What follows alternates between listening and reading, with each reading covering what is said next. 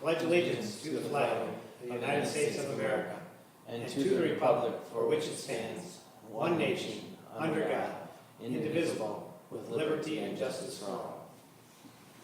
Thank you. We do welcome you. This is our city council meeting. We call this a workshop.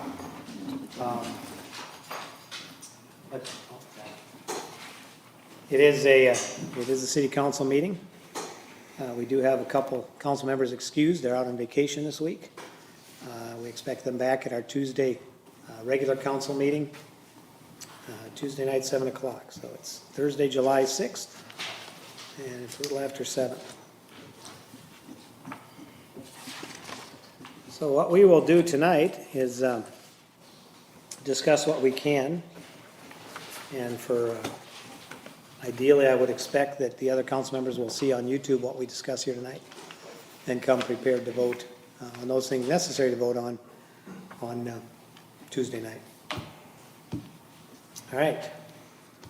So we start off with planning and zoning, discussion of Grant Rademacher's. Is that how you pronounce it, Grant? Close enough, Your Honor. All right. Request, first for a conditional use permit to allow the expansion of Bill Superette fuel and convenience by establishing a separate diesel pump island. And then secondly, a conditional use permit to allow a deviation from the required 5-foot parking lot setback, establishing a new driveway along the north side of the property with access to Nowland Boulevard. And we have a lot of information on this here.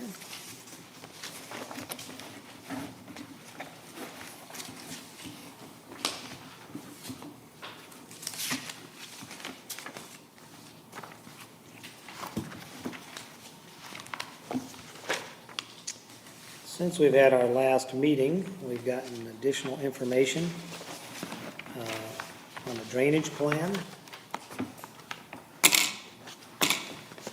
And we've had limited feedback from the Planning and Zoning Commission.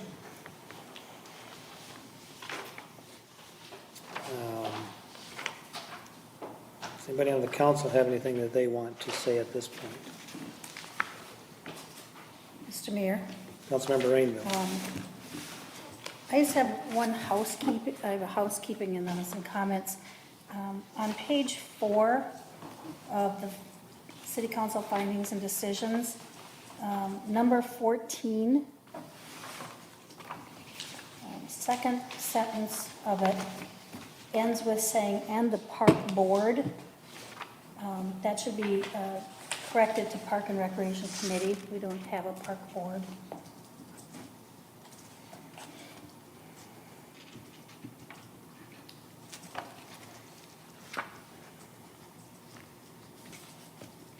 And then, one of the things I want to address at this time, there's an agreement that there will be a certain number of trees. This one says 14 trees. A landscape plan shall be submitted for city review. You had mentioned previously that you would like to see something basically documented, but then work with the Park and Rec Committee to identify where that actually fits in best, so that it would be something that could be done with the long-term park plans in place without having to force something just to get it done now and then spend money needlessly. So, yes, Mr. Mayor, what I would like to be able to see is an agreement to the number of trees that will be replaced because they're being taken off the city property based on the changes in the property to the south of us. And then escrow the costs associated with the purchase, installation, site restoration of those trees, so that we can take some time to look at where do we truly want those trees. They are depicted on the drawings of where they are. I think that blocks the view of our park from 5. I think it would be beneficial if we had some time to look at that, and Park and Rec could weigh in on that. It may be that they're better off going in Twin Lake Park, instead of here. But not having the opportunity to look at it, have a conversation. I would like to see the monies put in escrow for use at a later date. There are, right now, the plan is to take down all the trees along there. There's a couple of them that are in pretty decent shape that are further back from the street access. Do you have any concern if in that negotiation, some of the larger, nicer trees might be kept that are on city property? Obviously, you're free to do whatever you want on your land, but there's a couple decent-sized, well-shaped ones that are onto the city's land.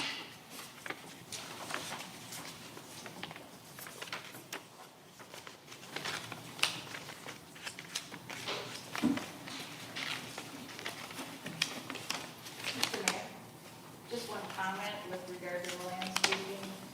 Keep in mind that the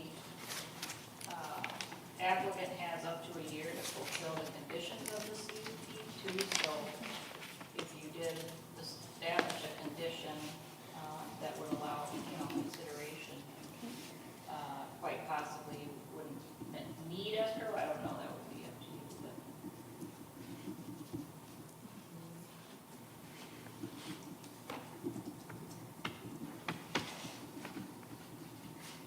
but. Mr. Mayor? Councilmember Rainville. I have full faith in the Rademacher companies that they would fulfill that. That's not my issue. I think for treating people the same, I think that is something, if we were looking at somebody else doing something, we would ask for an escrow to protect the city. Again, I don't mean it that I think that Mr. Rademacher is not going to fulfill that. It's just a protection for the city.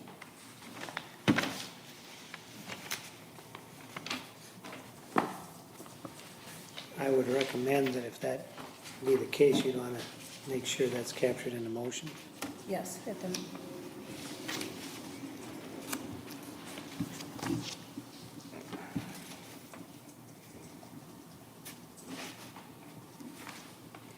I have a comment on item 15 on that same page.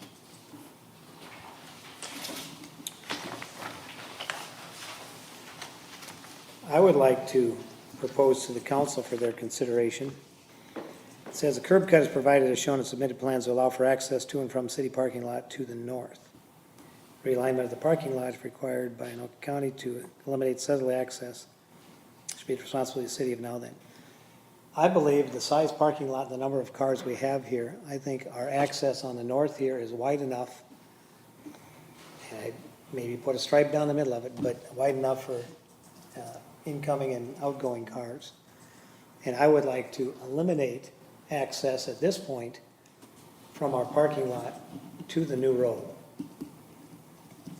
With the idea that if we can come up to some formal agreement in this, that should the park expand or something change, that we would, at the appropriate time, pay to have access to the road if it's appropriate.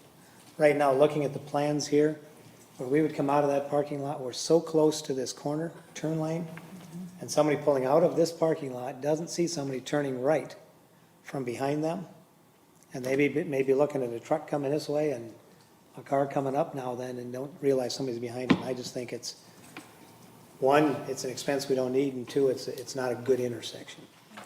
And if at some point later there's different development here, we can go back to the Rademachers and look at something further west that would come into that road potentially. But at this point, I would like to strike that access, if the council agrees. Mr. Mayor, Councilmember Bryant. I would think that, knowing that potentially, there'd be cost in putting in the driveway and extra cost, that certainly would alleviate that extra cost to attach that other road. And after a conversation with Planner Stockman, I would agree that that road, the current driveway up close to the building is adequate for two-way access. All right. Councilmember Rainville? no, Mr. Mayor, I agree with that. And I mean, we've not budgeted for anything as far as renovations of this parking lot, so if we can get by with minimal, such as a stripe down the middle, maybe some curbing or something, but minimum is what I would prefer. I would think as long as we stripe, so nobody parks in the driveway, and even if we had signage. you know. Signage also, yes. But I think we can get by without having to intrude on the road there, so.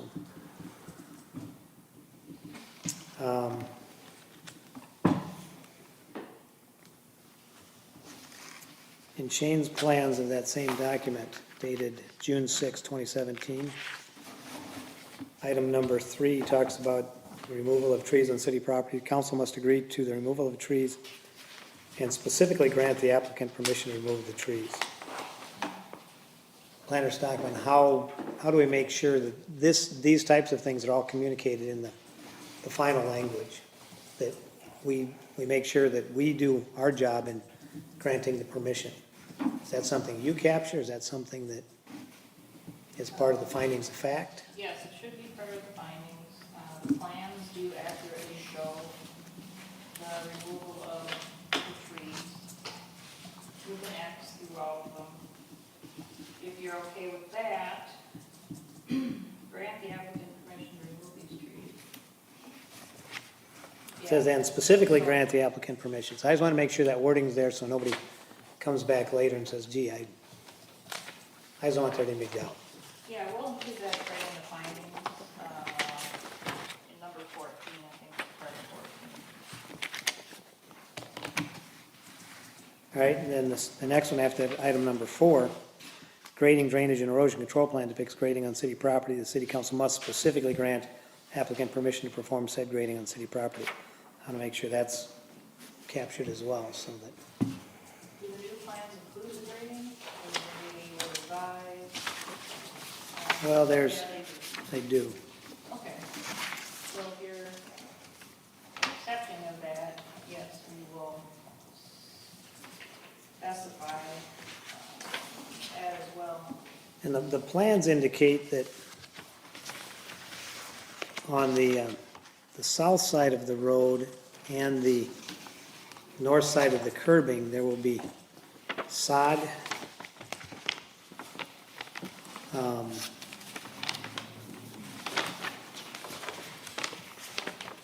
Highlighted here. There will be 2 rows of sod. I'm assuming this is standard width sod. Sod the entire length of the curb, 2 sod rolls wide typically. So on either side of the new road, there will be two rolls of sod laid down. And any other disturbed soil will be not to be sodded. It's going to be a seed mix per MnDOT specifications. Is that something from a park standpoint? I don't know what those MnDOT specifications are. That's pretty typical. It's just a mixture of seed that is good for erosion control. It has some seeds that come up quickly to stabilize the soil, and then it has other grasses that are more, perennial grasses that stay there. Good for the parkland? I mean, is that, or I don't know is this the ditch exact- grass? I don't know. I'm just thinking if, we should at least look at that, and on our side of it, if we want to have our own seeding done there. Or more like a bluegrass, we think. Yeah.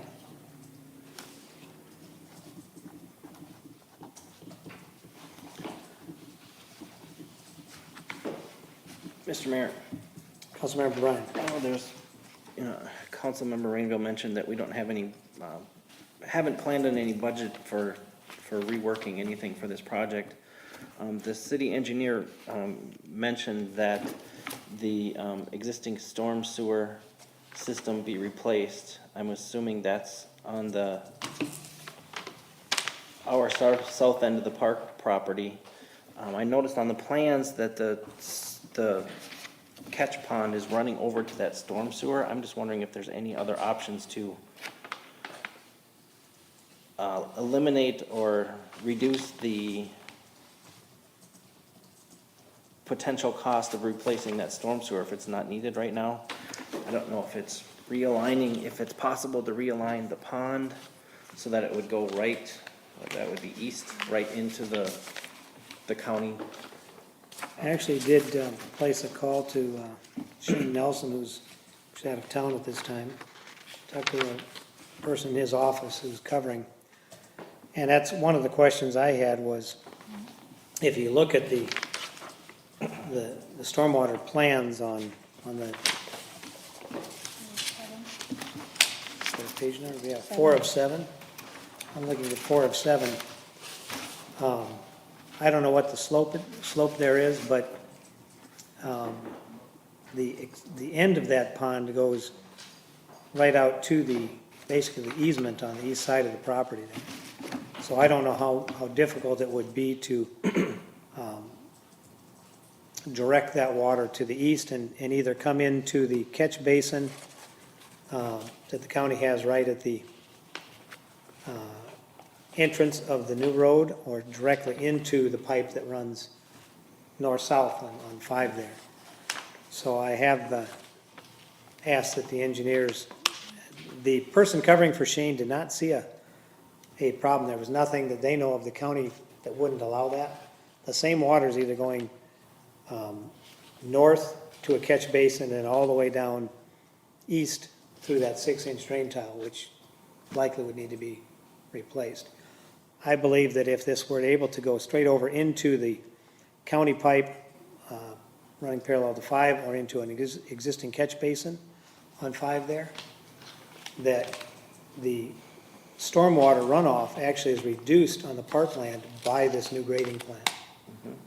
And so that our culvert, as is, the drain tile with the catch basins we have in the parkland, should be sufficient at this point, and again, not cost extra money to the city.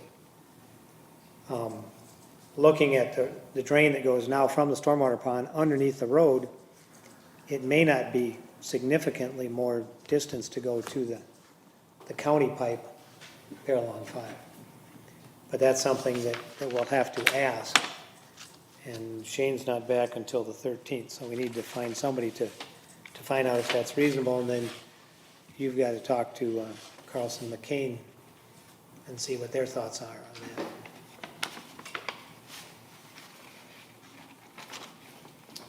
But other than that, did anybody have comments on that? So we've got the alternate drainage possibility, the seeding with bluegrass at our expense, in addition to whatever the sod that would you put down there. Anything else on the plans that we have received since?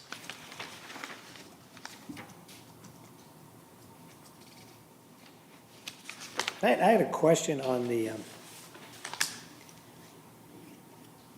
snout. Are you familiar enough to speak to the snout? Mr. Mayor, I can, yes? Okay, so is that to catch spillage, or what is the purpose of the snout? It is a plastic shroud that goes over the outgoing pipe to the pond. And, Ms. Stockman, did I submit a picture of that to you? It's on the There's plan, one yeah. on 6 of 7.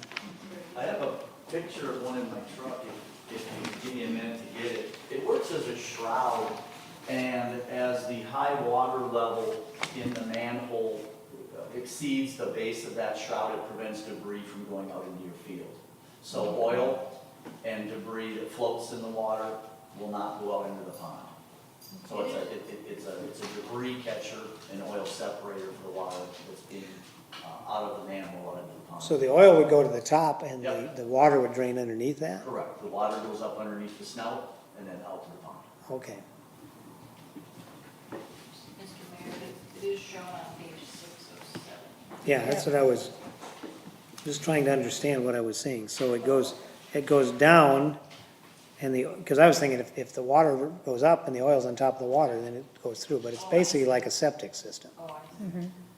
So the heavier material drops to the bottom, anything that floats goes to the top, and the water comes out through basically a catch. which satisfied the other concern we had, is that at this time, there wasn't there isn't a catch like that on the existing property, right? Right, right. Anything else on the plans that were submitted since our last meeting? Mr. Mayor? Councilmember Rainville. I have a question on Shane's July or June 29th memo, and we discussed some of it, but mine is the costs that he's saying that the city should incur, the long-term maintenance of the CBH MH 102 going east to tie into the county system, the long-term maintenance of the entrance, but though we've taken that entrance out. But just city costs that we don't know what they would be. And Shane did say that they, in the fourth paragraph of his letter, said they can prepare a simple quote form for contractor pricing. But it would be nice to know ballpark figure, what we would, if we do everything as stated here, what type of expenses are we looking at? Mr. Mayor?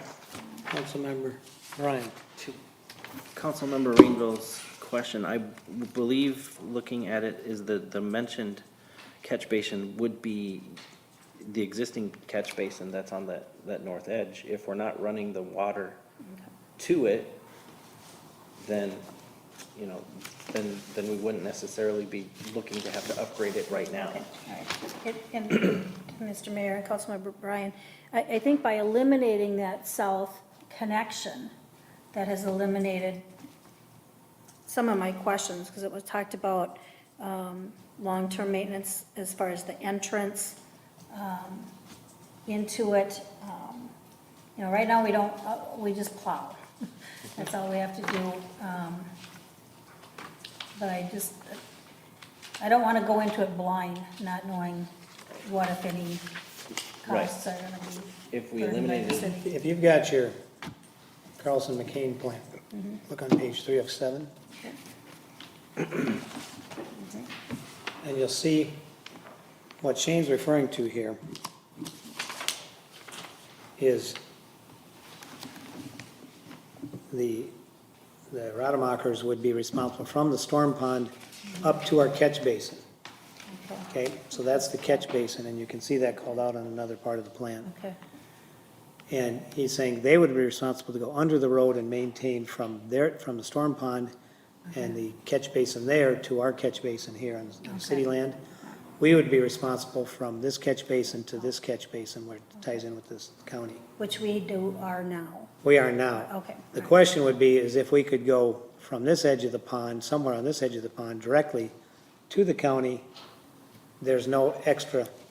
In fact, there's less going into this, which has been sufficient at this point. All right, And part of what Mr. Nelson was saying was, since we were putting this driveway in right here, which again, right around the corner, just a bad corner there. But since we'd have that expense of putting that in, that would be the time to dig it up and put it in rather than try and go underneath the driveway. So the city, he would expect, would pick up any improvement to that drainage from that catch basin to that catch basin and participate in the driveway with an easement and a management plan. I think if we eliminate the driveway, we eliminate the easement and the management plan. If we redirect this water from the stormwater pond, we eliminate the need at this point to change that. all right, And this is the catch basin in his other memo right, that's right here. okay. But should the discussion go a different way on Tuesday, I would definitely want to know how much we were Right, talking about yeah, spending. Mr. Mayor, I just don't want to go into it blind. We're in the middle of budget cycle right now, and if we need to plan something for 2018, we should know what those dollars are. All right, the other thing that was mentioned in Shane's letter of the 29th, June 29th, right after that existing storm sewer change,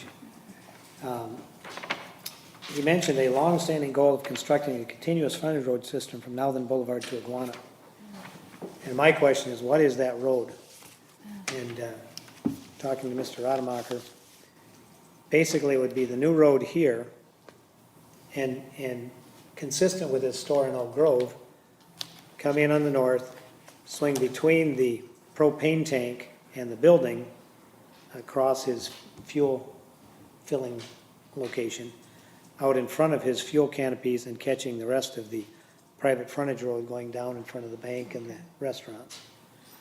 And that would serve as a frontage road at this point to get people through without going on the county roads.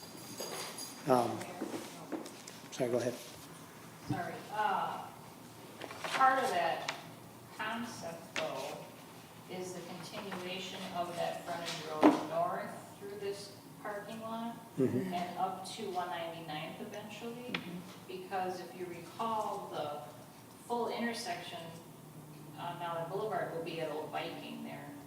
So for people turning left to go north, you know, you would not be able to do that eventually out of the Rademacher property here. So that would be one advantage for keeping this connection. It may be hard to get that back later, but. Well, I think that, it's something we could propose formalizing now. But to do that, we're also taking down this building. Yeah.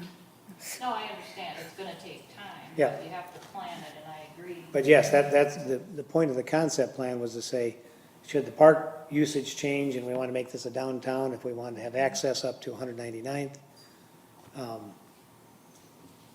this building would go away and we would need a road that would tie in to that frontage road up to another point. Right. And if it's important to have that formal agreement, we could at least propose that to Mr. Rademacher.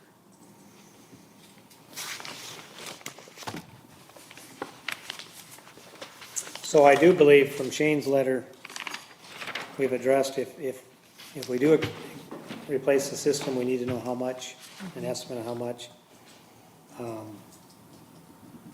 We've cleared up who's responsible for which drainage location and the frontage road. Are any other questions on that?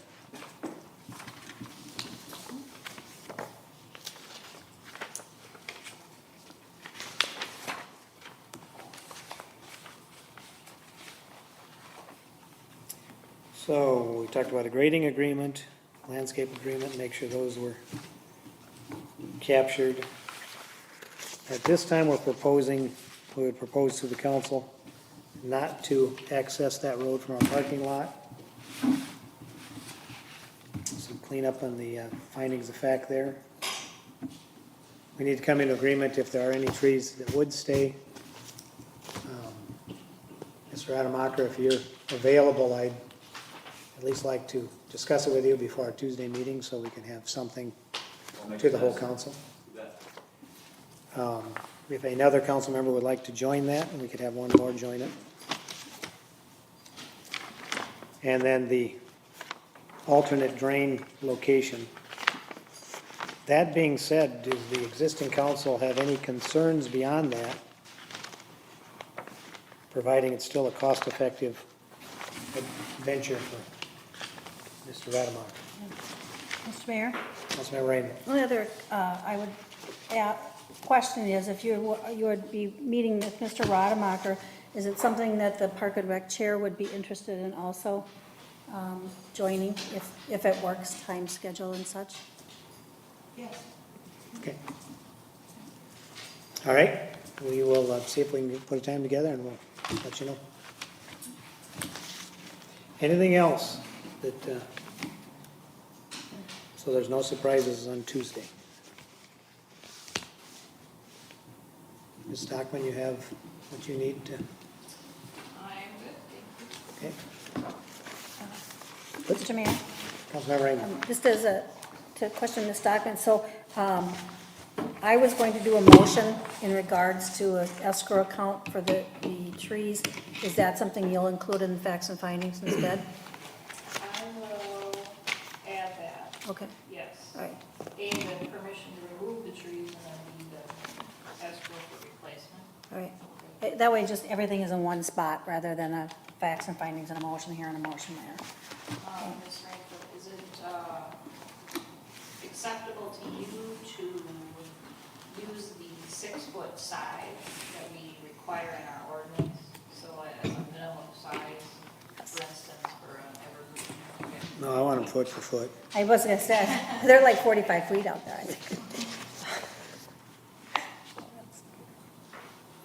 No, I think it could also potentially be a mix of deciduous and coniferous. May I just, Mr. Mayor? Councilman Rainville. I mean, I just think placing a tree to place a tree because it's a part of something, I'd rather see some thought put into it.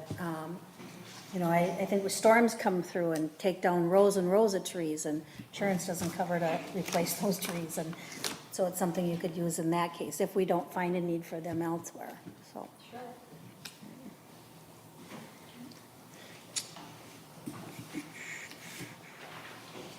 All right. Thank you very much. We'll move on. The Stadium Lutheran Landscape Plan.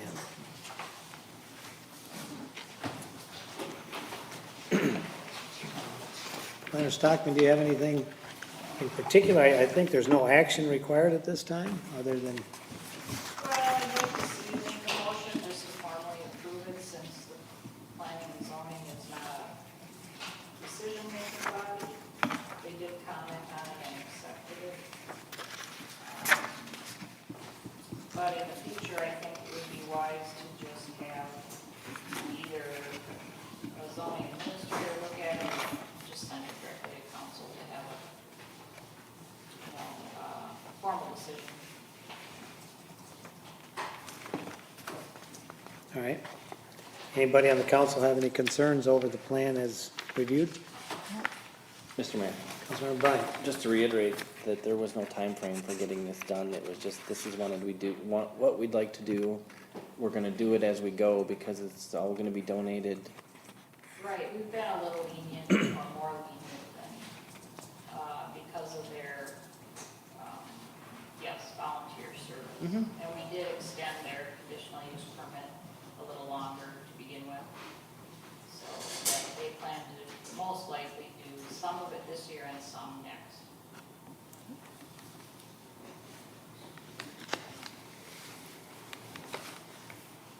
Anything else on that one? Nope. All right, item C, 2040 Comprehensive Land Use Plan Update.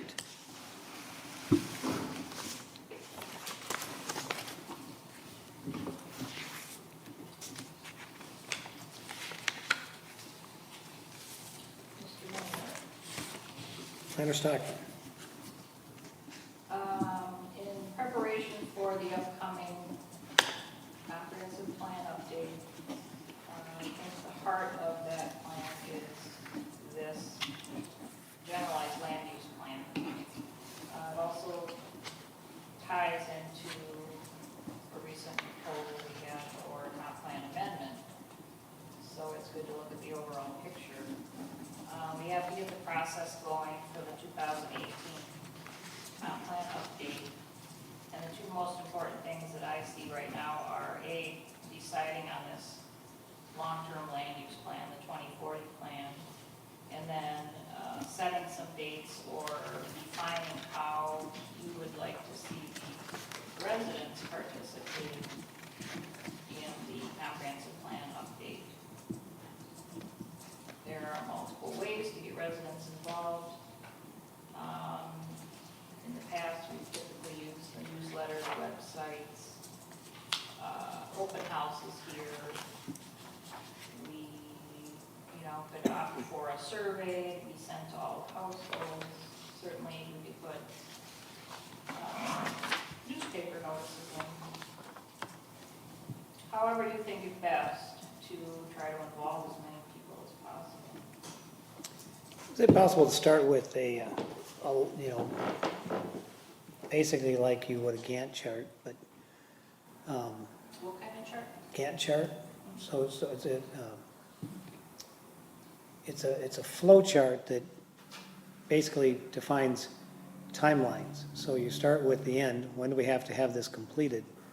And then you look at the activities that have to come, and then a Gantt chart rates them positions them in their necessary order. So something that can be done concurrently shows up on the chart as a bar along with something else, but something that has to be, is contingent on an activity taking place before that is put on the chart accordingly. So this has to happen first, then we can do this, then we can do that.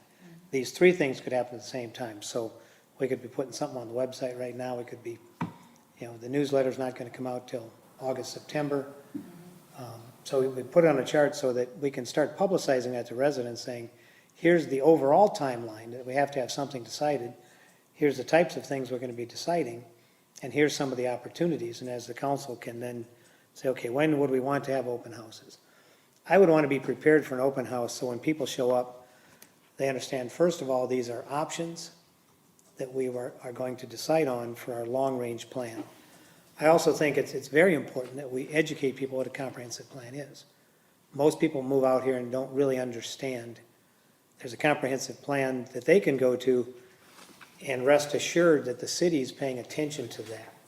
When we amend our ordinances, when we write zoning regulations, even when we consider variances, and various considerations for the council.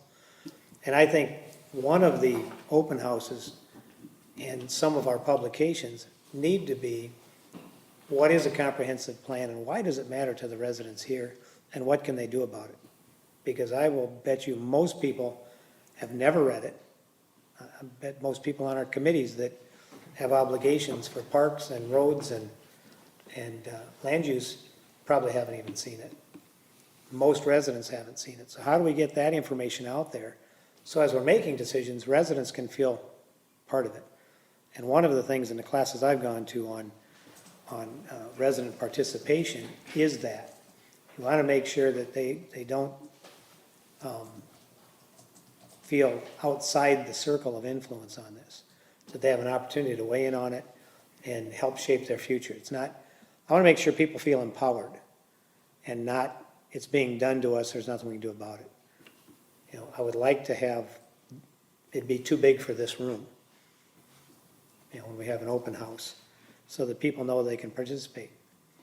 And whether a survey is sufficient, all depends on the wording of the survey. I think there might be an opportunity with some of the colleges around to have a decent survey done.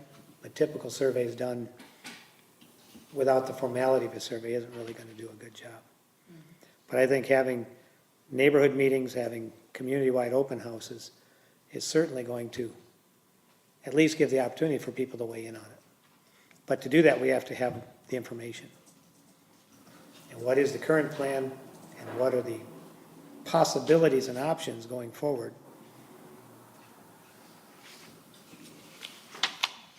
But starting with the timeline and required activities, and then potential activities to fulfill those requirements. I have a question on the removal of the MUSA. Are we certain that urban service area will be, we will not be obligated to that in this coming plan? I have not heard anything as opposed to that notion, since we had received a letter saying it was going to be removed, and it's not shown in some of the overall land use plans from the Met Council has laid out there. So I will try to touch base, certainly. That's going to be an important one. Can I ask you to turn on your microphone too? I didn't realize that. Now you want to repeat everything you've said tonight for the record. I think that's going to be an important one, certainly out here, to know how we sit with the Med Council. Absolutely. I don't know too many people would be concerned about the removal of the 80 acres back to residential. There will be some more excitement about anything else we do. So, but again, to a discussion we're having before the meeting started here, I don't know that we'll always agree on everything as a city. We know that just the way vote totals go in this country. People have differing opinions. But I want to make sure that while we may have differing opinions on where we want to go, that there's an absolute atmosphere of respect of the process of how we got there. And it may not turn out exactly how I want it, or other people on the council want it, or other people in the city want it. But I want people to walk away, say it was fair, it was open, and we got an honest hearing on it, but the majority of people wanted something different than I wanted. So if we get the majority of people to at least be aware, we get a goodly number to participate, and the process is honest and open and respectful, I think we will do well. But that takes preparation on our part. We need to get information out to people.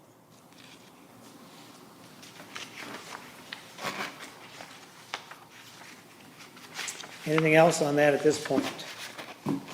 Mr. Mayor, Council, or Planner Stockman? so I guess what I would recommend then is that we proceed with update of the inventory portion of the plan. We'll get all the parks data, all the physical data updated, the land use, existing land use is what we call it, the way the properties are currently being used. And then from that, we can plan for what options we offer up as our 2040 plan. And then figure out, you know, how many options we're gonna offer and how we're gonna do that. Right, so a motion at this point would be to update the physical inventory. And now, is this, where does this fit in our budget? Is what was allotted, what was the grant that we received? Was that just for the initial work, or is there still monies in that grant? No, that grant covered basically your whole plan. Okay, So there may be, I'll have to look and see how many community meetings it allotted for. If you want to have individual neighborhood meetings, that may be additional, but, you know, the document. can you get that information to us as soon as possible, because we've got a budget meeting coming up on the 17th? Sure, And again, budget meeting for our 2018 budget, Monday night, July 17th, 7 o'clock, same location here for anybody who would like to participate in that or listen in on that. It won't be open to the public. It'll be open to the public, but not for interaction at this point. do but- you, sorry, Go ahead. do you have any idea, or have you thought about the number of neighborhood meetings, or how you would break the city into? We have not had that discussion yet. I think it would be worthwhile to look at the density on the maps Okay, and see what makes sense. I also think that different parts of the cities have different, you get up northwest, it's significantly different than down by Rogers Lake. right, And so I think we need to look at the makeup of that, and then maybe as part of our budget plan, say, okay, if we broke it up this way, how many neighborhood meetings would that entail, and what would be the cost to that? would you want something as soon as Tuesday to even just consider? Or do you wanna, is that something you'd like to wait until next month on?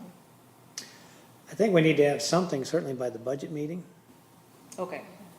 Should we 17. do it that way, okay. You know, certainly you're not gonna have a physical inventory, but if you could maybe by Tuesday, at least give us some idea of what the deadlines are, so we can budget monies and time. Sure will, okay. Anything else on the comp plan at this point? Mr. Mayor? Councilmember Rainville? I just want to make sure that any documentation that we do send out, whether it's for the meetings, online, newsletter, whatever, that it's clear that these are concepts. Nothing has been agreed upon. The public will have input, and it will, as Jeff said, the fair and open process. We have a history of information going out to residents from other residents, and it's not clear, it's not correct, it's not truthful. So I think if we would be doing ourselves a disservice if we don't have a disclaimer of some sort that, you know, these are concepts. The residents will be invited to participate, and council's decisions will be made with that input. in mind. I think Planner Stockman probably still feels the sting of the open space preservation. Good idea, but. And that, I think that goes to the miscommunication that Councilmember Rainville is speaking of. As best we can, if people understand, when we discuss options, there are options until voted on. And sometimes just bringing up an option, people assume the worst, and I think it's fair, you know, all the property owners have an idea of what they want to do with their property, and sometimes those are going to be conflicting. But at least let's have a good, open, respectful discussion, and then take our lumps after we vote. So as best we can, we need to say options and considerations. Because I don't even say it's proposals, it's considerations. And if we can, you know, it's a great opportunity to educate people, you know. The advantage of living in a smaller community like now then is you get to actually participate in it. It's not just something being done to you. And I think that's exciting. That's one of the reasons I moved here and stayed here. So. Sounds good. Anything else on that? Okay, moving on. We have an encroachment agreement, or I'm not even sure it's an agreement, but consideration for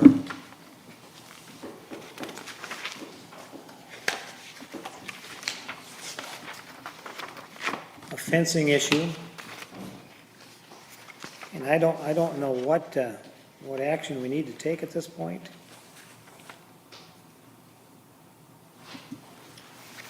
According to the background information that we have, there's a summary on page 3. To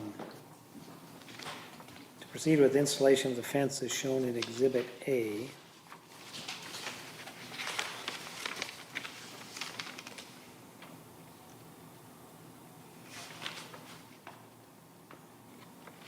Planner Stockman says the following actions need to occur. A and B needs to apply for an IUP to allow expansion of the outdoor storage area. A and B needs to combine all contiguous lots into a single parcel. And the city needs to review and approve the encroachment agreement.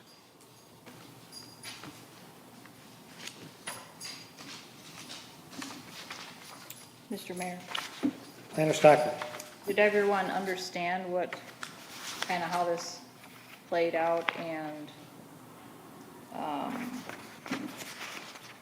how we are assisting A and B and helping them to locate their fence where they'd like to see it, but still protecting yourselves with regard to that drainage easement?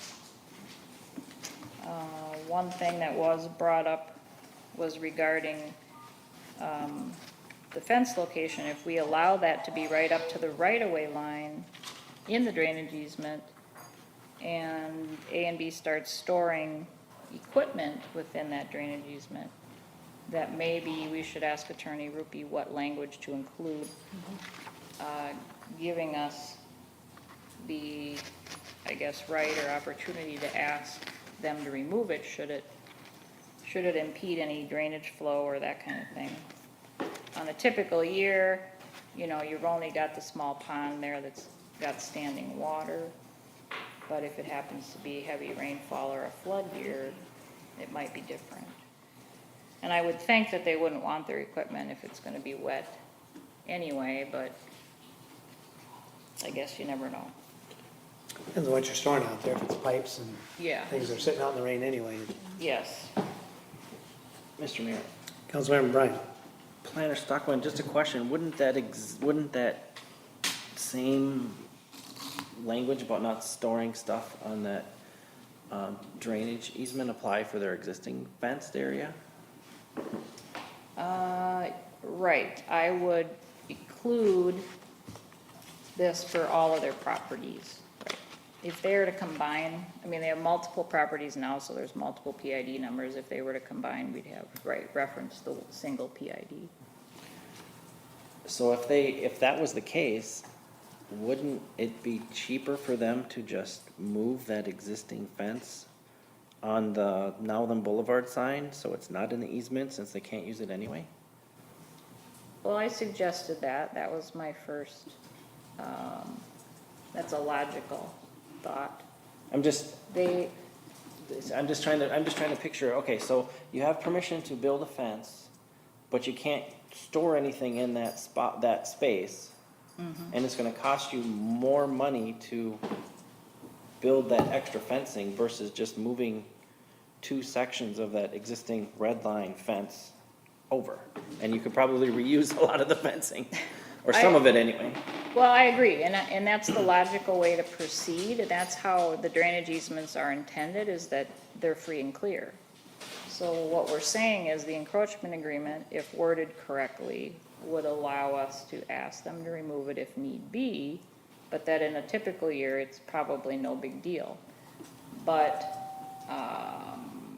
I think sometimes property owners feel that these drainage easements take away their rights, you know, or sort of reduce their usable property area. And I think in that sense, it can be a negative thing. Obviously, the drainage was planned for the whole subdivision, and it's a necessary thing as far as capacity for stormwater ponding and that kind of thing.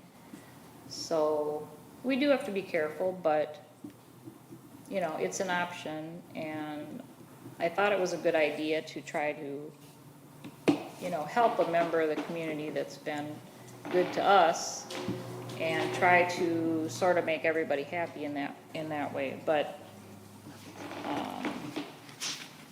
I'm just looking at it from, if I had to put up a fence and it cost me less fence to do it that way, I'd be open to it.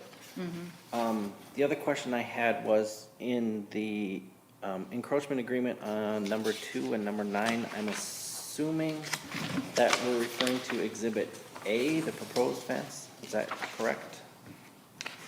let's see here. And there might be other, Hereby granted the right to install a fence within the city's drainage and utility easement.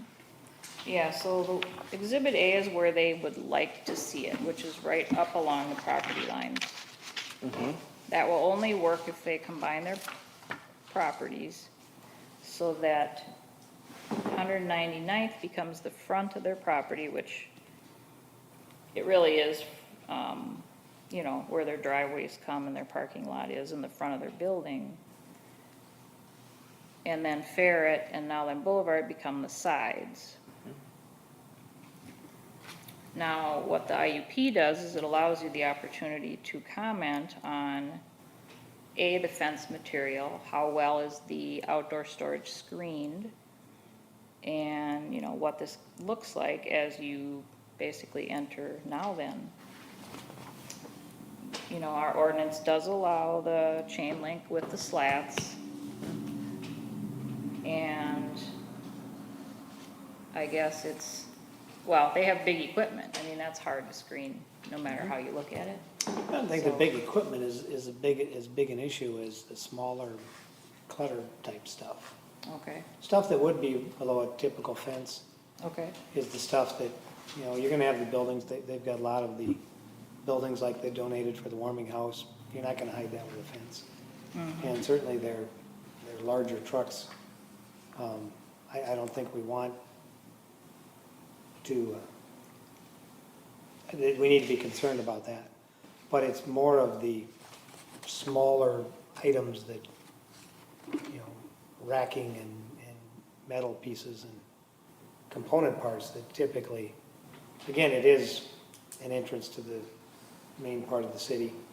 It would be nice to, if everybody decided a fence like Mr. Perkins put up over here would be that somebody will change the ordinance to that, but that's a nice fence. He's got similar materials, and most of it, except for the taller trucks, you don't even notice it. right. And from a distance, it looks very nice, so. But I think that, again, the bigger equipment, you're not gonna worry about that. And it may be worthwhile asking or talking to A&B regarding their plans for expansion, because at one point they were thinking they'd add on to their building, and maybe that would accommodate some of the smaller stuff. I don't know what, or, you know, what they would store inside, or if they really just need more office type space. Well, I know they talked about expanding the building. They also consolidated their lot that they sold across from City Hall there, city offices. And so that equipment all went over to the storage area, so. Back to Councilmember Bryan's comment. So an item in number 2 and number 9, where in the last sentence it says Exhibit B, so is that really Exhibit A? Well, it's dependent. I guess we need more conversation with them. I did not have my calls returned to Rob Machetta, with whom I Well, it was says the working. property owners are hereby granted the right to install a fence within the city's drainage and utility easement located on the property legally described. And location of the fence shall be graphically depicted on attachment exhibit. And I think Exhibit A is the one that showed what they Should- want. I think it should be A, yeah, because right there, it's along the right of way. And so number 9 is the same thing. Oh, I see. We're just Okay. clarifying that we're not, the encroachment agreement is to allow them to put the fence where they want it. Right. Right, okay, yep. Item number 5 in that agreement. This agreement shall not authorize any use of city drainage and utility easement other than described herein. Where is it described herein? I missed that. Which one are you on? I'm sorry. On number 5 Okay. of the encroachment agreement, it says, "This agreement shall not authorize any use of the city's drainage and utility easement other than as described herein." Where is it described herein? It's not, we should say, as shown in exhibit whatever, and then we should include that exhibit. Yeah, so what you're basically saying, they shouldn't be storing things in there that would be a problem if we need the drainage. Well, right, and I guess somebody needs to call Attorney Rupee to clarify if we should include a clause regarding removal of anything. Is Or that if it's, something that you would typically do, Corey? Yeah, but I think it would be better Liz? suited for Liz to. All right, so council agrees, Liz can clarify that with Attorney Rupee? All right, you got 3 nods of the head. okay. Mr. Mayor, Councilmember Rainville. I have 2 items. On page 3, and in the summary, number 2, Right where we're at here? page 3 Of my memo, of right. Ms. Stockman's memo, number 2, under the summary, Oh, combine all contiguous lots into a single parcel. Can we request documentation that that's been completed? Yes, I believe you would be notified anyway, We correct? would, okay, all right, so, Because there would be a new PID number. okay, so that's an auto notification, okay. Thank you. But one concern is maybe that should also be included in A by date? the encroachment agreement, that be done, you know, so. so you'll make note then? All right, should that be done, I have one other item. okay, go ahead. Then, on the encroachment agreement, it's not, there's not a page number, but number 10. Okay. I'm not clear with the first 2 words. I notwithstanding. I as a typo, I took Okay. it as, Oh, but I just want to, notwithstanding. it should be notwithstanding. That's what I figured, but Section Gotta ask. 4, though, that doesn't, well, I guess subsection, item 4 above, maybe. Oh, okay, so if the fence presents a hazard to the public, the city may take action to render the fence safe or to make the area. Should that be referencing item 4 above? I think so. Yeah, item 4. Is this your document or is this Mr. Rupee's? That was Mr. Rupee's, or this is.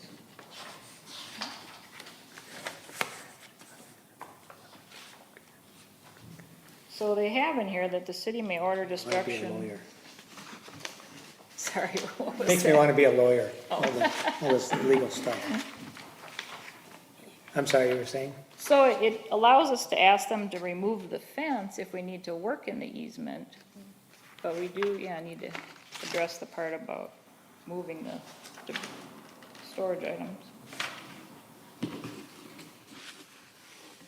And I did have a note, there were no lot combination requirements in the agreement, so that needs to be in there too.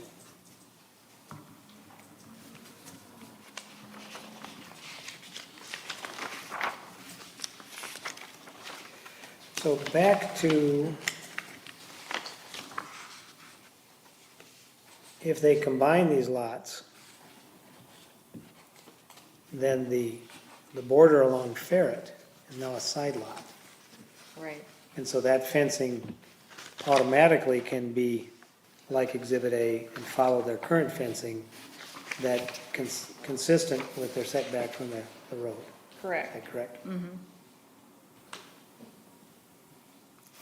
So the lot to the north of A and B, which is on 201st and Ferret, then their front yard would be on Ferret. So if they by chance had outdoor storage, they would have to meet the 30-foot setback along Ferret. Typically, What if they wanted their frontage on 201st? they probably wouldn't get it as long as they have local street frontage. I don't think the county would allow it. Unless there, and I believe there's a pond along 201st too, or an easement there. So again, we'd have another back storage lot right up against our main street and against the county road to the north. If you're starting, you know, well, that's the intention of the IUP, is so that you can define how things are screened. Especially if you're starting new. I mean, in the case of A and B, they've been there, they have the chain link, they have the slats.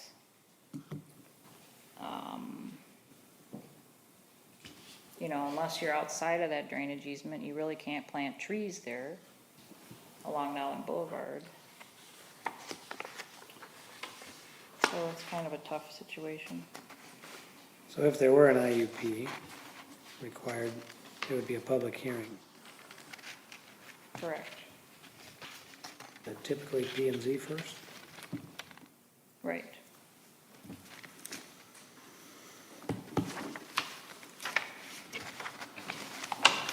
All right, so for the Tuesday meeting, I guess we need to see what the thought process is on joining the lots and what the encroachment agreement would look like in its final state. How quickly are we expect to do something here? How long has this been on the burner? Not that long. I really was only working with Mr. Machetta last week, maybe the end of the week before.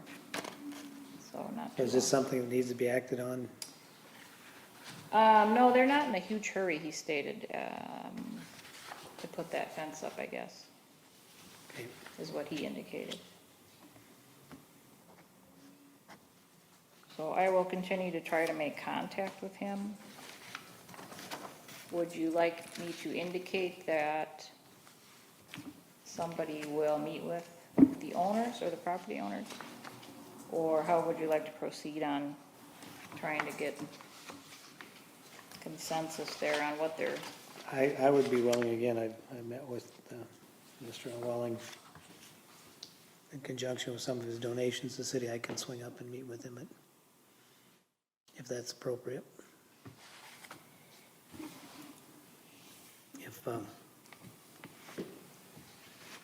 If that's helpful and not confusing to things, at least getting some input. Do you have other recommendation? sounds fine to me.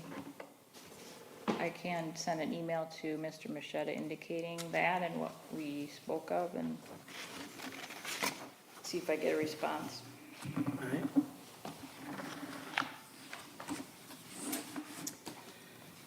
The only other question I have is, with this said, you know, how it affects other lots in the commercial district there.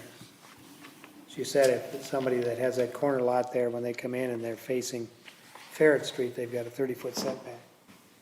So they're gonna have a fence along their 30-foot setback, and their building will be back up against the. What about the people across the street? Same thing. Same thing. With the concrete facility up there, they were proposing some type of fabric fence or some unique fencing, and have we heard anything else on what they're doing for fencing? Nope, I have not gotten any updates on that.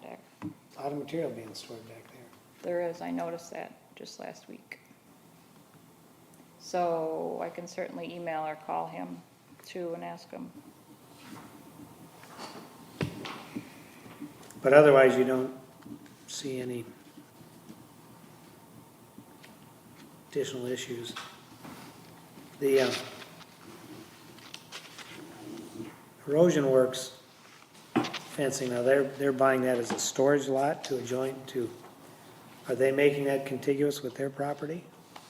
They are, they're fencing it so they can access it from the rear. So the front setback is, Legally non-conforming, right? 13 feet approximately.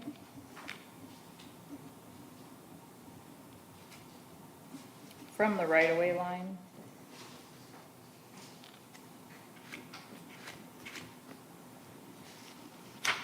all right, anything else on that?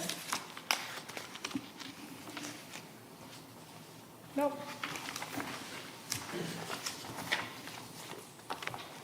So the motion at this time would be to just authorize you to proceed, prepare the proper documents and see what you can, with Mr., what's his name? Make contact. Machetta. Michelle? All right, anything else, council?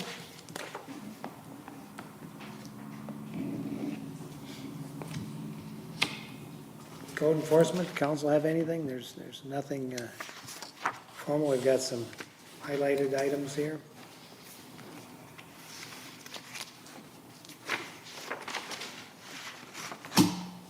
Fair amount of activity.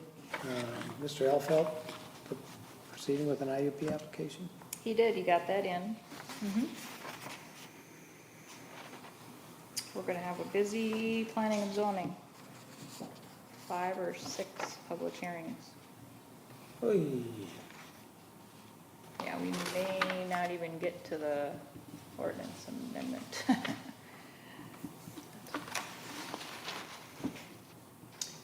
We want to make sure that all commission members come prepared. Anything on here that the council wants to talk about? Anything, Planner Stockman, on here you want to bring up? No, All right.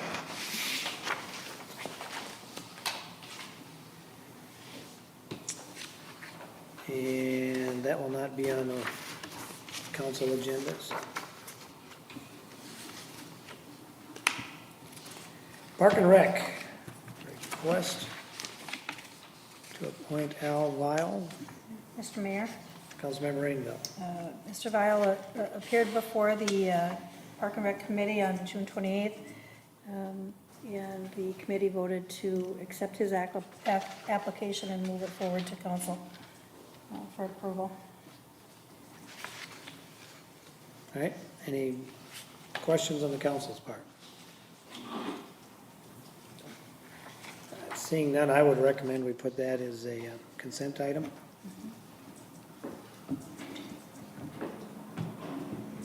All right, RCA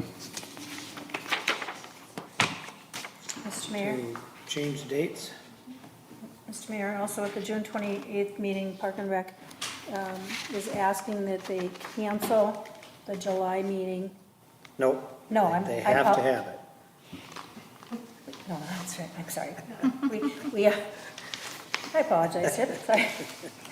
They recommend we approve the cancellation of the July meeting, which they did, and reschedule on a date approved by the committee members. Park and Rec also recommended the city council approves the moving of the August meeting to Wednesday, August 23rd, And the reason being is that National Night Out is the night of the normally scheduled Park and Rec meeting. So moving August 1st to August 23rd. So just to clarify, Yeah. the Park and Rec Committee would like to cancel the July 4th meeting and reschedule the August 1st meeting. Correct. So there'll be no meeting in July. Right. There could, we were looking at, I can't see that calendar, Wednesdays anyway. So the 16th and, 19th and 19th and 26th. 26th. I don't know, we were looking at another date, but we're checking with one more committee member to see if that's okay. Okay.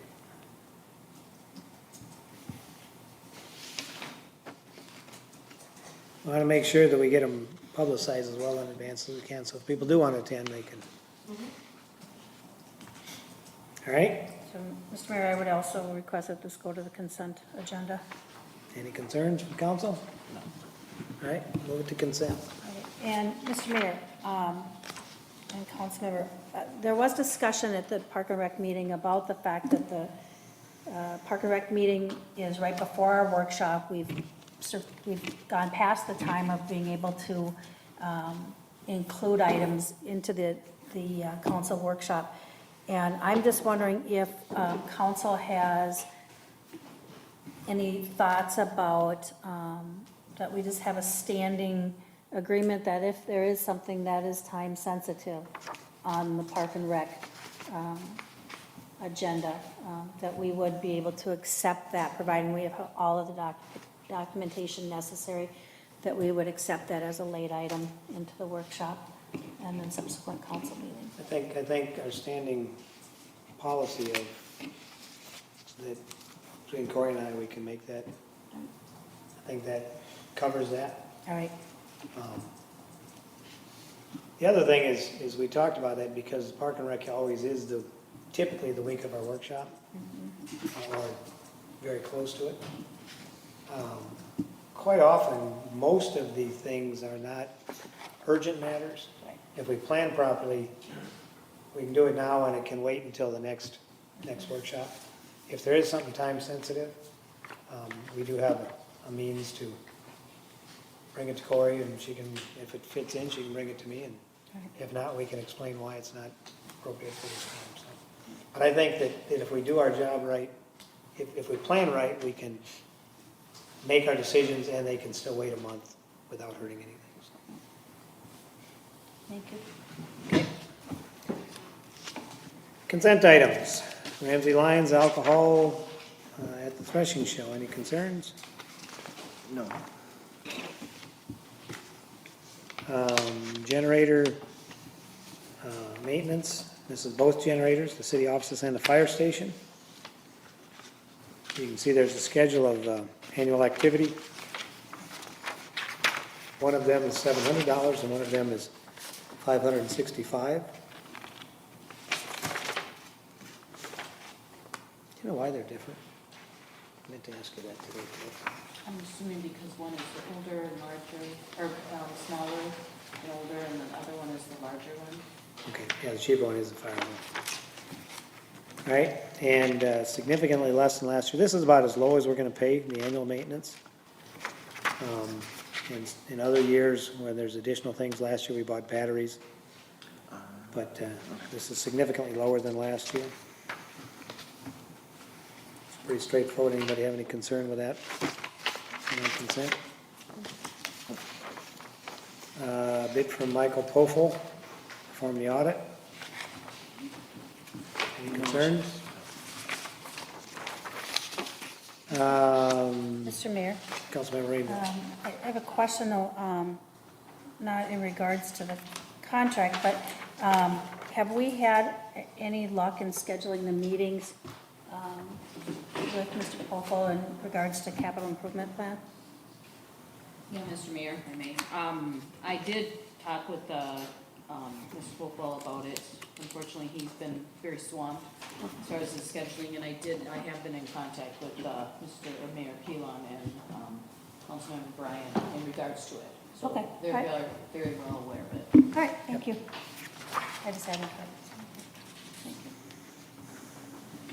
All right, we have in the consent agenda here, time and material expense report. You okay with that being consent, Corey? Pardon? Did you put this in consent? No, or, yeah, I mean, that's where it was asked to be. Okay.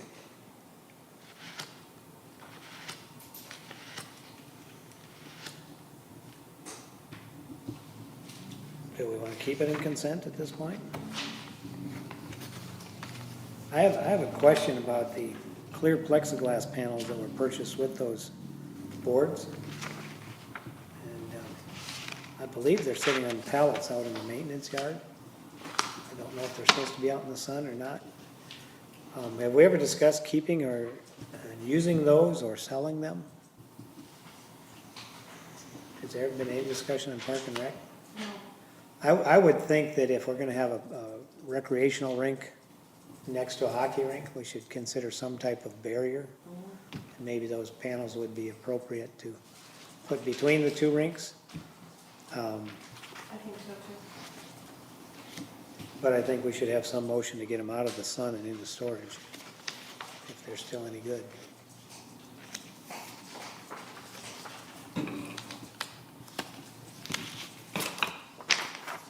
Where are the boards? Boards are over here in this building. But the plexiglass, clear panels, I believe are sitting over near the generator in Oh, the maintenance yard. I don't think they ever got off the pallets from when they were delivered.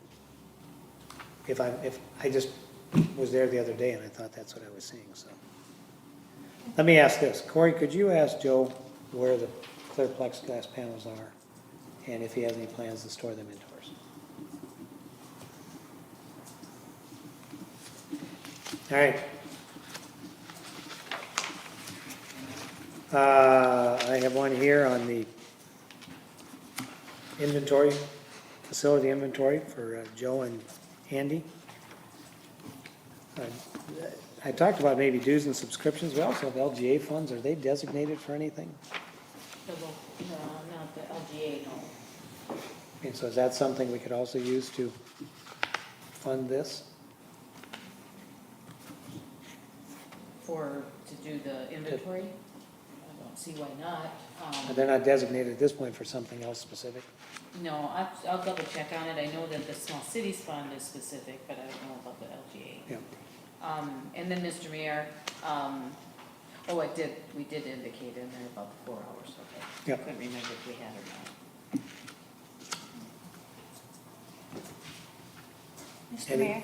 Councilmember Rainbow, When you're finished. I'm finished. Okay. Mr. Mayor, I would like to ask that part of this inventory and looking at potential maintenance down the road is that we also look at what is the schedule for our routine maintenance of buildings. As small as furnace filters, salt in the water softeners, the filters in the air exchange in the city offices. That we have documentation that those items are being taken care of according to the service manual that came with it or standard operating procedures as to how often you change your furnace filter or you change the salt out in your water softener.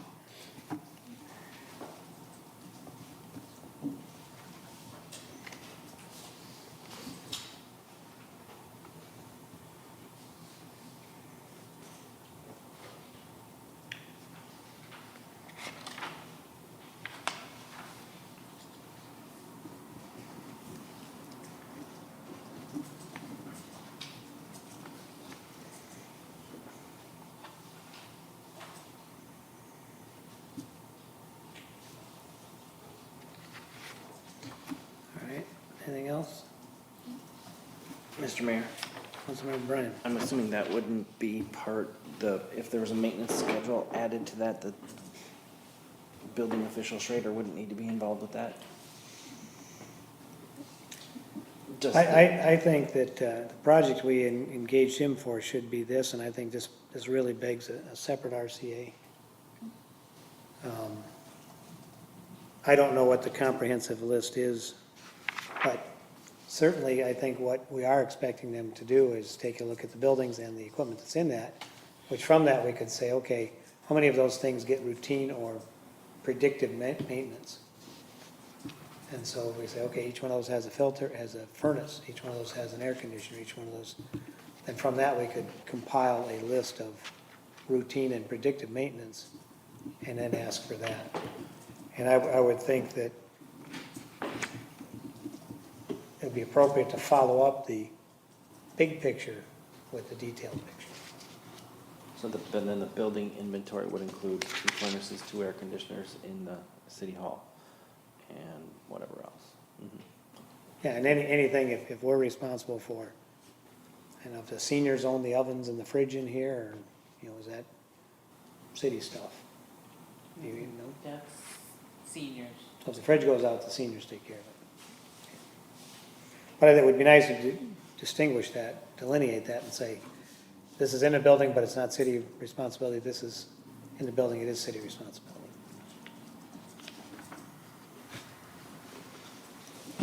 I would think even things like smoke and CO detectors, things like that as well, so.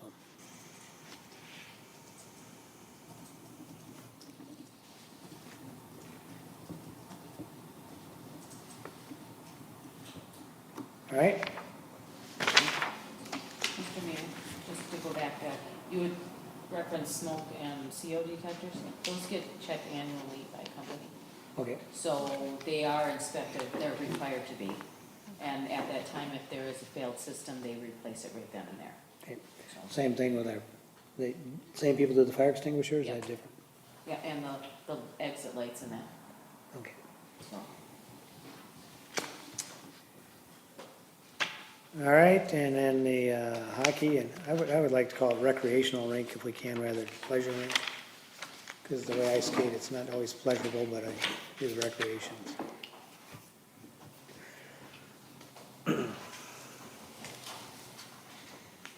Mr. Mayor, Councilmember Rainville. I'm wondering if Mr. Glaze and Ms. Leducer would be willing to add to their request for council action that until we've received the information as far as the quotes for concrete footing, cement pad, lighting, and electric for the warming house, that nothing be done to that site. And the reason I say that, and I'll get, I say that because we may find that those expenses are too great, and we may not take those additional steps. If they come in at an extremely high dollar amount, we may find that for the limited use a rink gets in the winter, because it's all based on weather, that it's not worth going that additional step. So I would ask if they would be willing to add in there that no work is done on the site until we have the expenses associated with the pad, Expenses identified and approved. yes. Mr. Mayor, Councilmember Bryan. does the proposed, I know when the proposal was made that we put the rink where it was last year, it was mentioned that the warming house be on the porta potty be on the far side away from the parking lot. I think that's probably not gonna work, just to get at it. And so does that plan that was drawn out at one point in time, is that what we would be committing to? I think the general location, I think specifics of the warming house before a pad was put down have to be identified, but I think it makes most sense to be closest to the parking, and the porta potty needs to be where they can service it.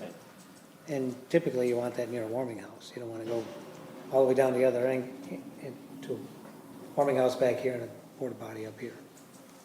So I think it would make sense to have it on this end.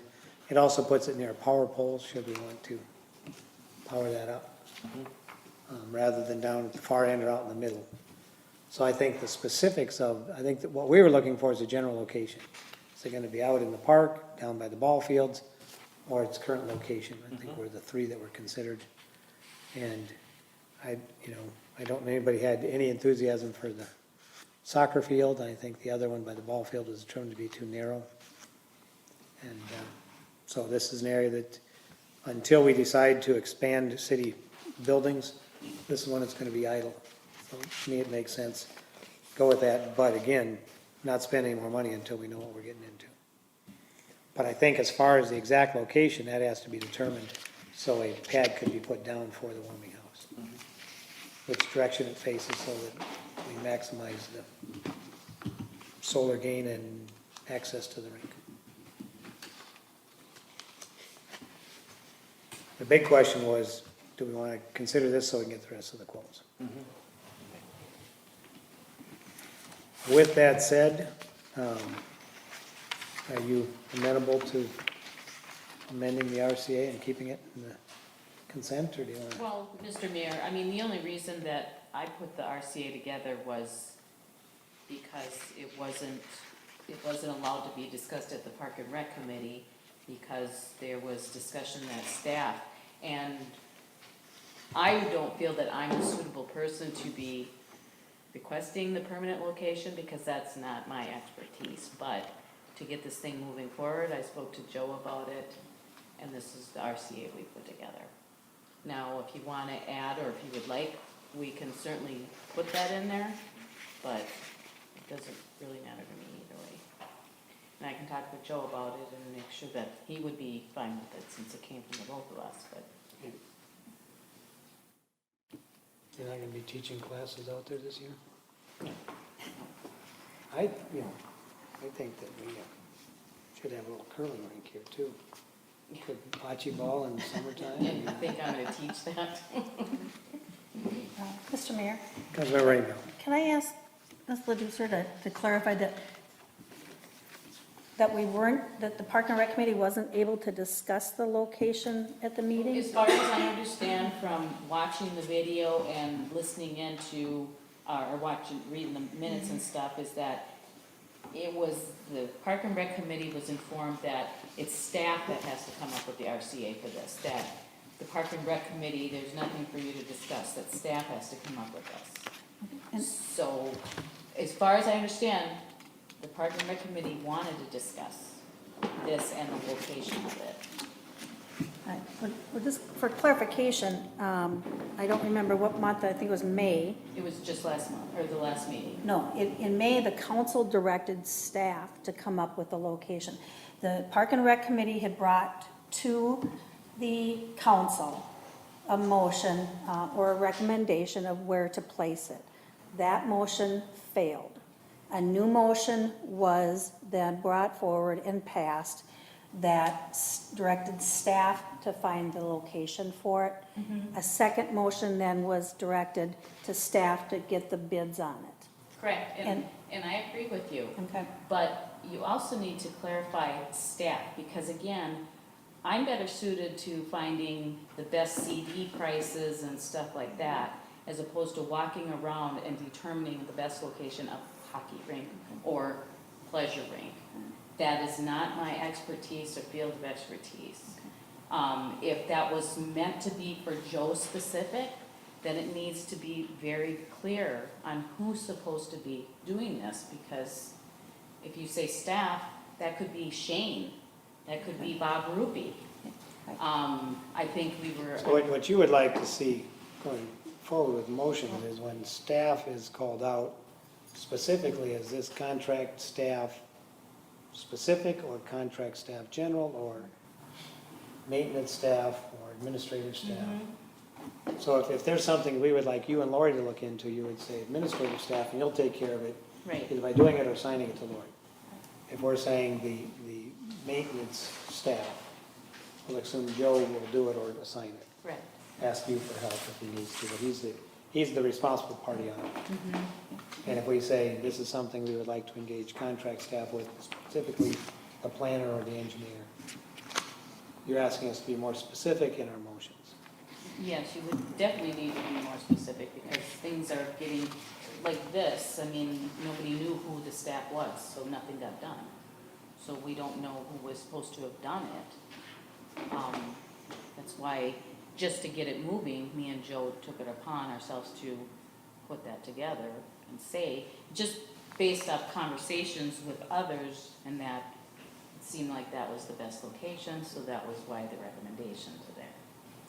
So, Mr. Mayor? Councilmember Rainville. Well, the motions were brought forward by Councilmember Bettinger and Councilmember Rickard. And it is correct, it wasn't clear. And we all need to be clear on it.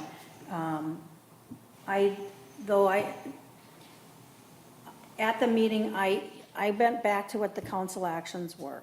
And and I said, if you don't like the council actions, you can contact the council members that made those motions. I also said that Park and Rec Committee members at all times have the ability to provide input to council on something.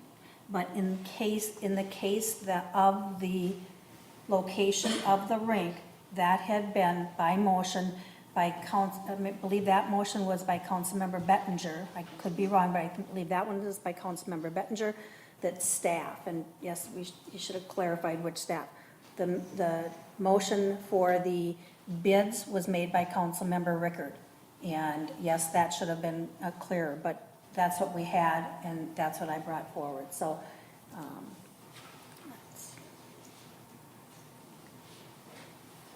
So at this point, you can talk to Joe, consider the modifications, and we'll have something for Tuesday, and it'll stay in consent, unless someone else pull it out.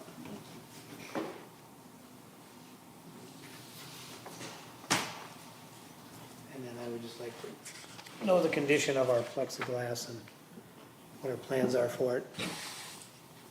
And at some point, recommend protection between the two rinks. RCA for council direction.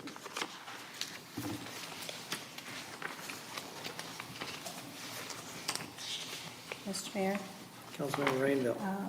I submitted this RCA looking for clarification to a response. I had made a motion in May. I was not clear in when that to-do list should have been completed. Though Maintenance Supervisor Glaze did respond to it. With his response, I have additional questions. So I'm asking to be clear in when the information I would like back is back to us, and that would be by the August meetings.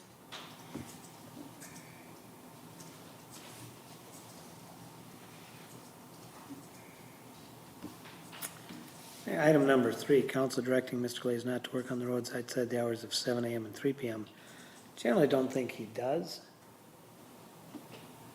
This week, because we were getting dust controlled, he did ask permission to start early because they were going to start the dust control at 8 o'clock.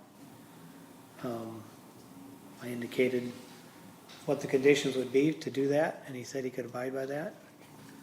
I think that we do have, I want to be careful here because Mr. Glaze does have a heart for the city. He's put a lot into it over these years, and he is willing to go above and beyond repeatedly. And there are times when we need him on weekends or we need him on odd hours. And we've had a standing agreement. I think it's actually in our administrative policies. But that he can get permission from the mayor to do things outside the normal working hours. Mm-hmm. If something needs to be done on weekends, or in this case, early in the morning, we have an agreement that he can get permission. And typically we do that through texting, so there's traceability.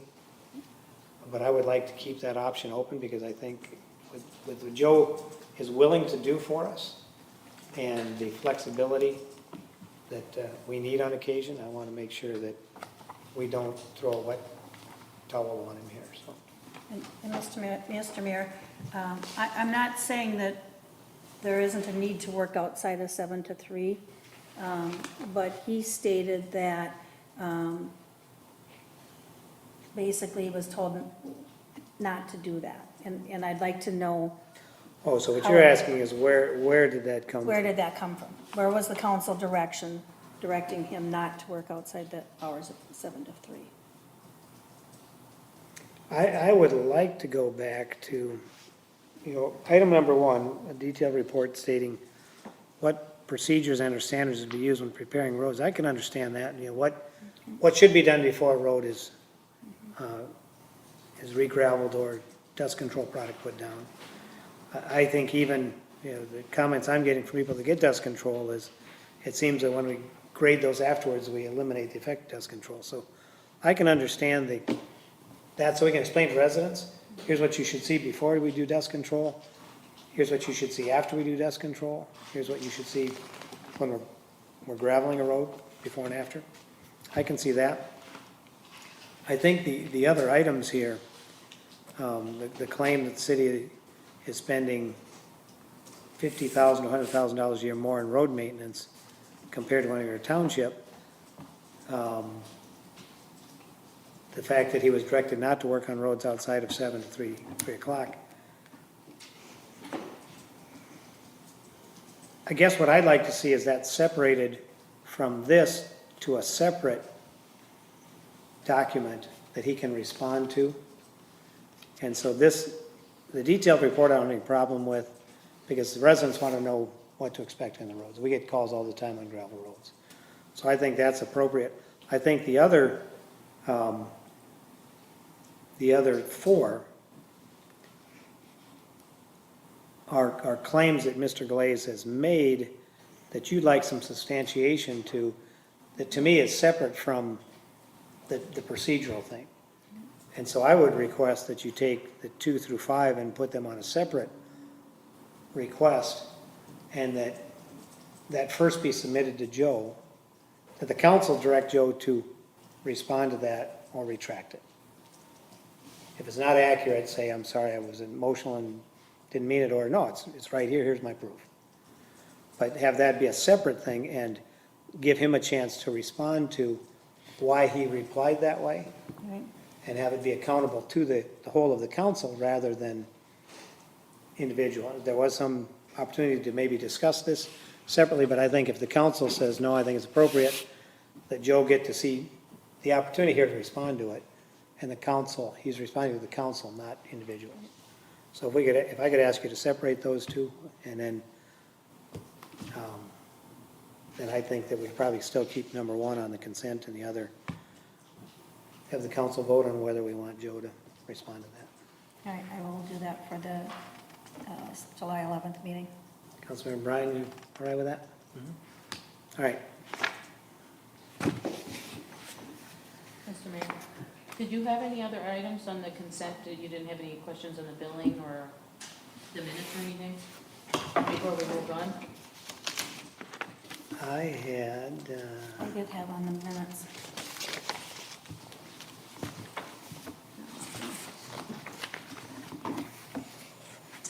I had a question that I'd asked Corey about, and it had to do with claim number 276, crack sealing.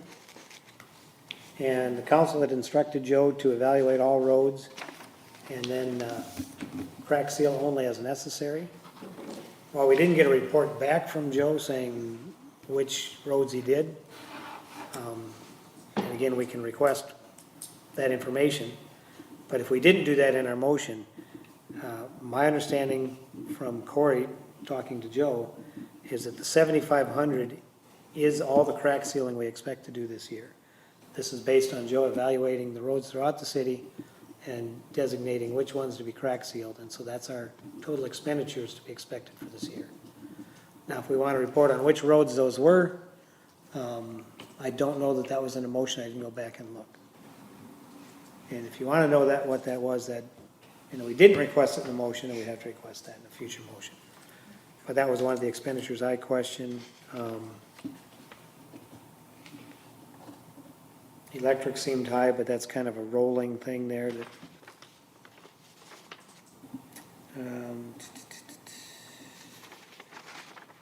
and the gravel, right now, Hillendale and Xenon have had $16,000 worth of gravel. We will continue graveling throughout the summer. Mr. Mayor, Councilmember Rainville. to clarify that, but Corey, is that not other roads, not just the two, right? Right, just- Yeah. that's the roads that they're working on right now No. that these billings apply to, Okay, all right. so. Yeah, these 16,000 are just for Just those those two two roads. roads, right, okay. Yeah. There will be additional bills for additional roads All right, throughout the okay. year. I just thought with that amount, it might have included other roads. Well, we thought so too, because sometimes the tickets they turn in don't have the street names. Yeah, and you can only get so much. in But- that.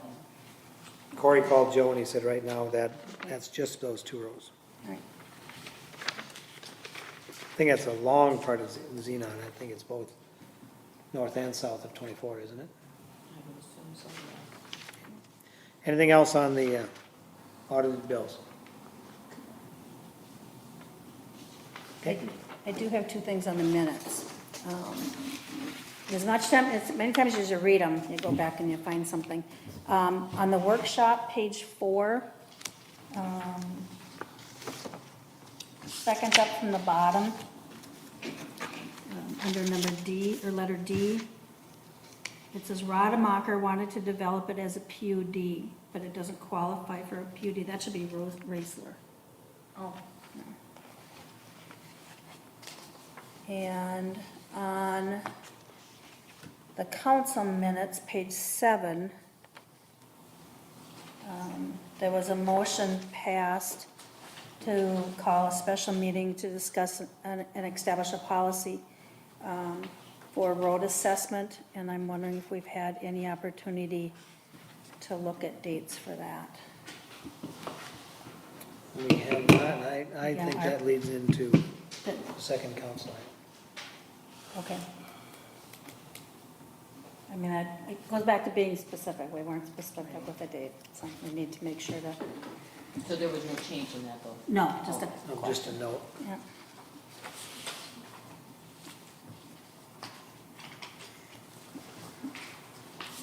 All right. Anything else, Councilmember Bryan? No. Do we have to sign that CD change? What did you have with the CD that was maturing in July here, July 10th, July 10th? yeah, so I was gonna talk with you a little bit about it this evening. Okay.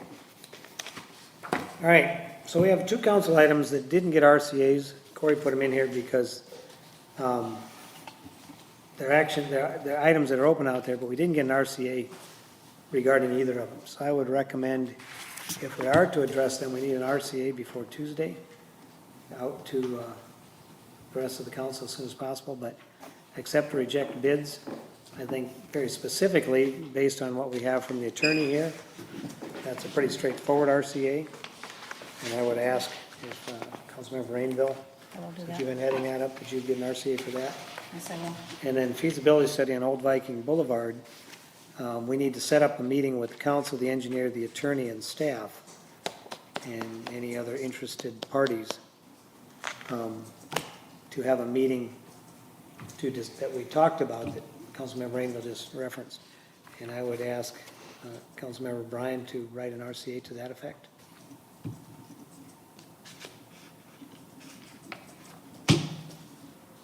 All right, anything else? Mr. Mayor, Councilmember Bryan?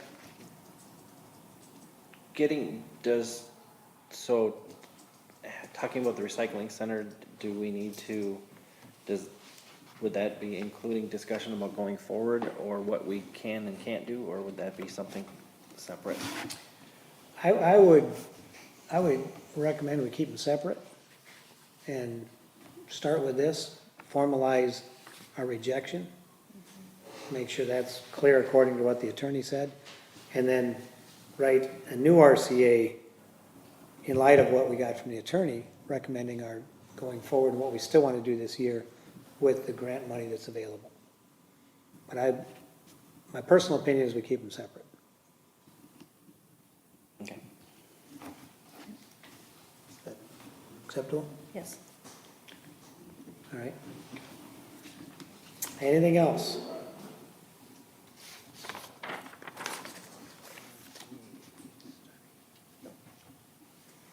That being said, we will adjourn the city council meeting.